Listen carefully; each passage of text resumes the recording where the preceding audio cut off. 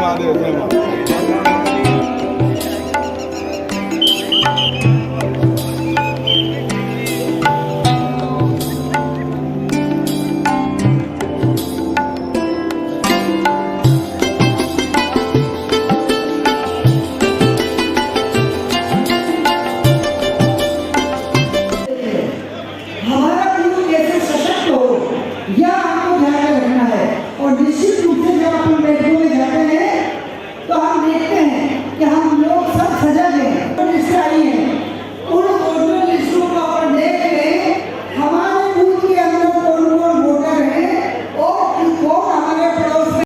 कार्यकर्ताओं के काम होने चाहिए, उनको सम्मान मिलना चाहिए।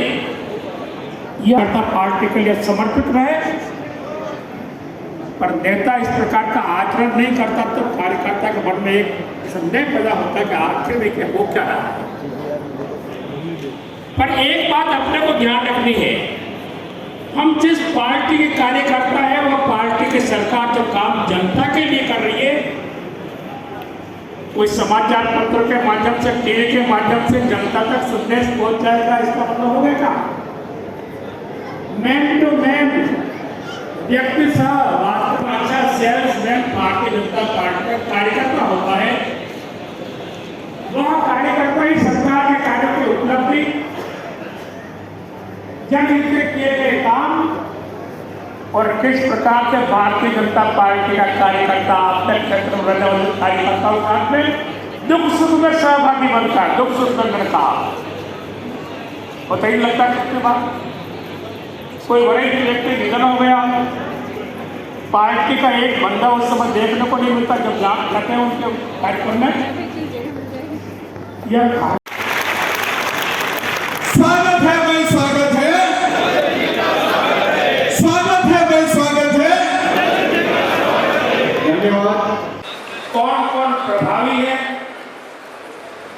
किन किन को पार्टी के साथ में जोड़ने से पार्टी मजबूत हो सकती है, ताकि उस पोलिंग बूथ पर कार्यकर्ता का चयन करती है। अब जब किसी विशेष जाति का व्यक्ति वहां पर पोलिंग बूथ में खड़ा होता है, वास्तव में किस जाति का व्यक्ति उस क्षेत्र में रहता है, उस आधार से हमारे कार्यकर्ताओं का चयन हो, निर्माण हो और उनको वहां पर खड़ा किया जाए। दूसरा प्रश्न पैदा होता है, जैसा बहन रजनी ने कहा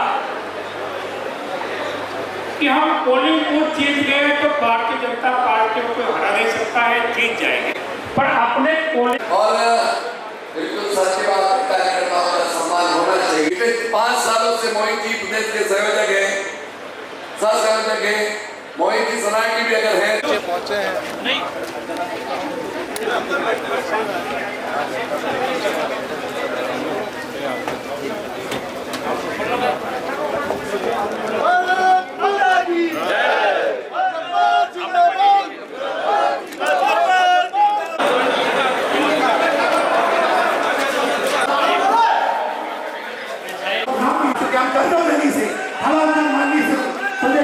स्वागत करें, अभिनंदन करें। सभी कार्यकर्ता खड़े होकर बोलेंगे भारत माता की, भारत माता की, भाजपा जिंदाबाद, भाजपा जिंदाबाद, भाजपा जिंदाबाद। सभी कार्यकर्ताओं से अनुरोध है अपने स्थान पर बैठने की कृपा करें।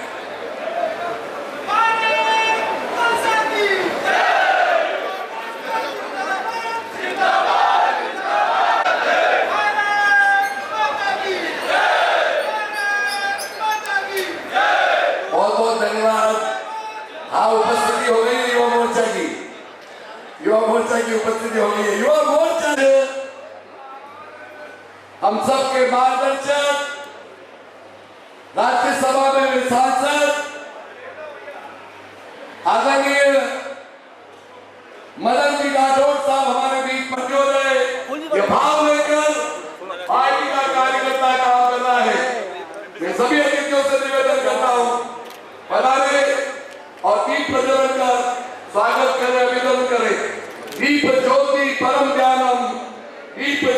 जनार्दन दीपो हरतु मे पापम दीप ज्योति नमोस्तुते दीप ज्योति नमोस्तुते। महाभारती के चरणों में नमन, श्यामा प्रसाद मुखर्जी के चरणों में नमन, पंडित दीनदयाल उपाध्याय के चरणों में नमन और हमारे उदयपुर के ही हमारे मार्गदर्शक पार्टी के वरिष्ठ नेता आदरणीय सुंदर सिंह जी भंडारी के चरणों में नमन और दीप प्रज्वलन हमारे सभी सम्मानित अतिथियों द्वारा।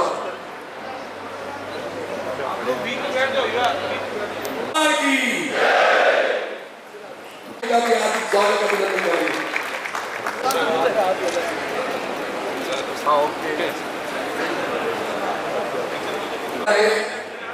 डूंगरपुर के पूर्व जिलाध्यक्ष आदरणीय पाटीदार जी से वफादार और सभी का रीढ़ की हड्डी माने जाने वाले कार्यकर्ता जिनके परिवार से संकल्प लेकर के जाएगा और आने वाले समय में पंचायत राज चुनाव और निकाय के चुनाव में पूरे शहर में भारतीय जनता पार्टी का परचम लहराएंगे। हमारे उनके स्वागत के लिए पार्टी के वरिष्ठ नेता इस समाज के पूर्व संगठन मंत्री जिसे ज्यादा प्रेम होता है उसका नाम भूल जाता हूं। हमारे ग्रामीण के विधायक पूर्व विधायक ग्रामीण की श्री वंदना जी मीणा के स्वागत के लिए मैं निवेदन कर रहा हूँ। भारतीय जनता पार्टी की हमारी पूर्व पार्षद और आप राजनीति में मेहनत कर रहा साहब से कि वह पधारे भगत सिंह जी बोले नहीं पेंटो भारतीय जनता पार्टी में हमारे सभी पदाधिकारी का स्वागत करता हूँ, अभिनंदन करता हूँ, स्वागत अभिनंदन करता हूँ। मेरी शक्ति मेरी शान और ये कहूँ कि लोकतंत्र के असली पुजारी जो सामने बैठे कार्यकर्ता बंधुओं, मैं आप करता हूँ, आप सबका अभिनंदन करता हूँ, स्वागत और अभिनंदन करता हूँ, मात्र स्वागत और अभिनंदन करता हूँ। क्योंकि भारत जी ने कहा कि व्रत रखेंगे लेकिन से स्वागत करता हूँ, अभिनंदन करता हूँ, क्योंकि लोकतंत्र के असली मालिक आप हो। जब चुनाव होता है तो विधायक सांसद आप लोग बनाते हो, आप मेहनत करते हो, आप बूथ के अंदर कांग्रेस से झगड़ा करता तो मेरे कार्यकर्ता बैठे वो करता है और दिन रात मेहनत करता जब वोटिंग 7 बजे शुरू होते हैं, लेकिन आप लोग 6 बजे बूथ पे पहुंच जाते हो, टेबल कुर्सी आप जमाते हो, भारतीय जनता पार्टी का ध्वज आप लगाते हो, 12-1 बजती है, चिंता आपको होती कि भाई साहब 20-30% की वोटिंग हुई है, 1-2 बजते एक घर जाके आप उस मतदाताओं की घंटी बजाते हो, दरवाजा खटखटाते हो, चिंता आपकी होती है, भूखे प्यासे आप दौड़ते हो, तो आप लोकतंत्र के सजग प्रेरी हो। यहाँ पधारे हैं, मैं आप सब कार्यकर्ता की ओर से आपका स्वागत और अभिनंदन करता हूँ। मैं सोचता हूँ कि आपने जिस तरह से संगठन को सक्रिय करने के लिए जो आपकी अपनी प्राथमिकता रखी कि उसके आधार पर, क्योंकि आपने कहा कि बूथ से जो कार्यकर्ता जुड़ा हुआ है बूथ पर जो कार्यकर्ता है, क्योंकि कार्यकर्ता बूथ पर वही है जो कभी भी पूर्व नहीं कहलाता है, वो संपत्ति हमारी अभूतपूर्व कार्यकर्ता है जो शक्ति आज यहाँ विराजमान है। उसको मैं संबोधित नहीं, उनसे संवाद के साथ अपनी इस पार्टी की यशस्वी संपत्ति के साथ बात करूंगा, क्योंकि आज एक ऐसा अवसर है कि जब अटल जी ने कहा था अंधेरा छटेगा, सूरज निकलेगा, कमल खिलेगा, एक मन में टीस रहती थी कि पूरे नक्शे पे तो ये दिखाई देता है, पर उड़ीसा और बंगाल में कहाँ, जहाँ से जनसंघ की यात्रा और नेतृत्व प्रारंभ हुआ, बड़ा सच्ची श्रद्धांजलि डॉक्टर मुखर्जी को उस दिन पूरी हुई धारा 370 के बाद, जिस दिन हमने पश्चिम बंगाल में भगवा फहरा करके और न उनका कोई जयकारा में सहयोग मिला। आपका भी सहयोग बालकोनी में हम पिक्चर देखने के लिए जाते थे, टिकट उनका महंगा होता था और आपको बालकोनी का सौभाग्य मिला तो आपको जयकारा तो बोलना पड़ेगा। मुट्ठी बंद करके एक दफा हमारे जिला अध्यक्ष जी के नेतृत्व में जो कार्यक्रम हुआ है और प्रदेश अध्यक्ष जी ये बूथ स्तर का सम्मेलन में आए हैं, तो बूथ अध्यक्ष यहाँ पर सब आए हैं, तो आपका जयकारा होना चाहिए। एक दफा मैं बताना चाहता हूँ कि जब अमित शाह जी राष्ट्रीय अध्यक्ष हुआ करते थे तब जयपुर के अंदर हमारी मीटिंग ली थी, तब उन्होंने ये कहा था कि बूथ का अध्यक्ष मेरे से कम नहीं है, वो राष्ट्रीय अध्यक्ष थे, मगर बूथ अध्यक्ष को भी राष्ट्रीय अध्यक्ष की लाइन में जोड़ा है। तो आप बूथ अध्यक्ष यहाँ पर आए हैं तो आप, क्योंकि हमारा नेतृत्व धुरंधर, भाजपा धुरंधर, हमारी नींव धुरंधर, प्रभाव धुरंधर और बंगाल का परिणाम धुरंधर, क्योंकि कार्यकर्ता धुरंधर। मैं आप सभी को प्रणाम करता हूँ। इसलिए मैं अपने गुरु भाई के रूप में आज आपके बीच में उनको संबोधित कर रहा हूँ और बड़ा गर्व है कि जब जुड़वा भाई एक भाई प्रदेश अध्यक्ष बनता है तो ऐसा लगता है कि मैं भी प्रदेश अध्यक्ष हूँ। तो बंटवारा तो होता ही है। ऐसे नाते मैं आपके बीच में, कार्यकर्ताओं के बीच में बंटवारे की बात कर रहा हूँ, लेकिन काम की, अधिकार की नहीं, काम की। इसलिए कार्यकर्ता बंधु है और उसी के आधार पर आज हम बंगाल में जीते हैं और बंगाल के लिए मैं समझता हूँ कि हिंदुस्तान के कोई भी नेता ये कह रहा था कि भारतीय जनता पार्टी बंगाल में जीतेगी। जेल में करता है, ठीक है। मनोहर जी जल्दी आ जाओ।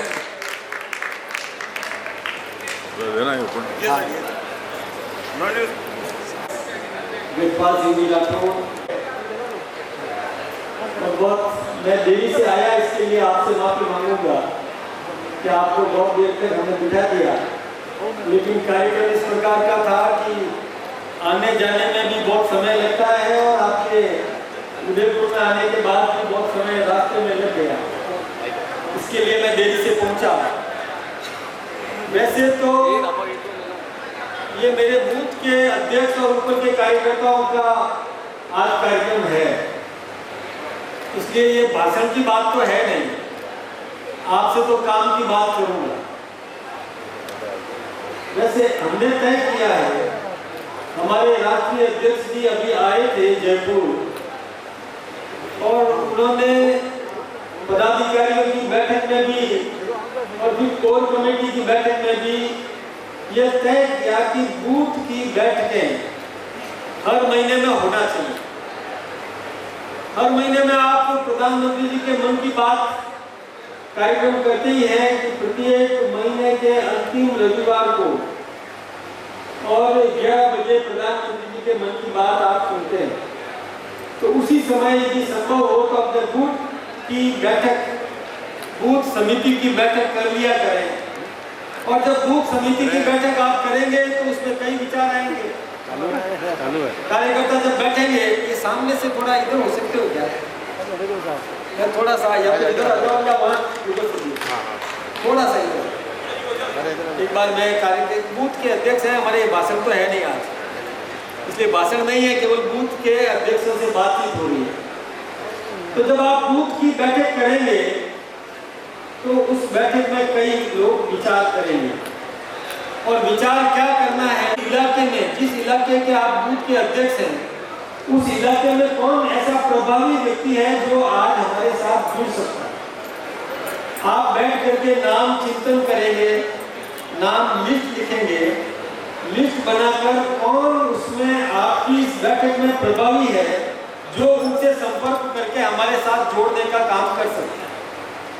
यदि अपन ऐसा करेंगे तो निश्चित रूप से आपकी बूथ की टीम मजबूत बनेगी।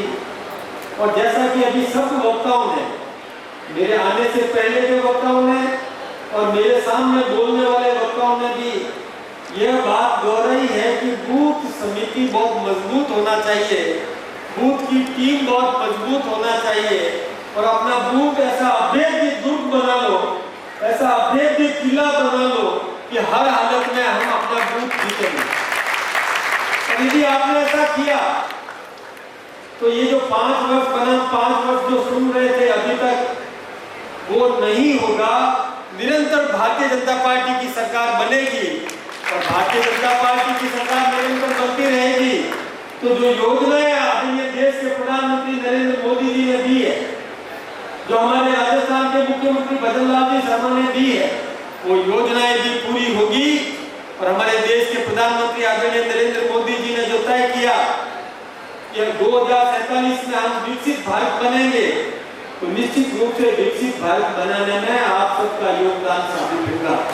तो मेरा फिर से आप सबसे निवेदन है कि आपको किन से, मोहल्ले के लोगों से संपर्क करना है, मोहल्ले के लोग, अपने इलाके के लोगों से संपर्क करके उनके सामने जाके हमारी उपलब्धियों की बात करना है कि हमारे देश के प्रधानमंत्री नरेंद्र मोदी जी बने, उसके बाद में कितना परिवर्तन आया ये आप सब जानते हो। व्यक्ति को जाकर के आपने ये बात बताई तो महोदय का व्यक्ति समझदार है, क्योंकि उसका चयन आपने किया, सोच समझ करके आपने उसका नाम चुना है।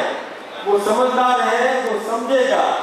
लेकिन भाई एक बात मैं बता दूं कि जनता की आदत है घूमने की, जाकर के बताना पड़ेगा कि हमारे देश के प्रधानमंत्री मोदी कितना परिवर्तन आया, ये उसको बताने की जरूरत है। द कलर्स 18 उदयपुर न्यूज़ को सब्सक्राइब करें और हमेशा अपडेट रहिए।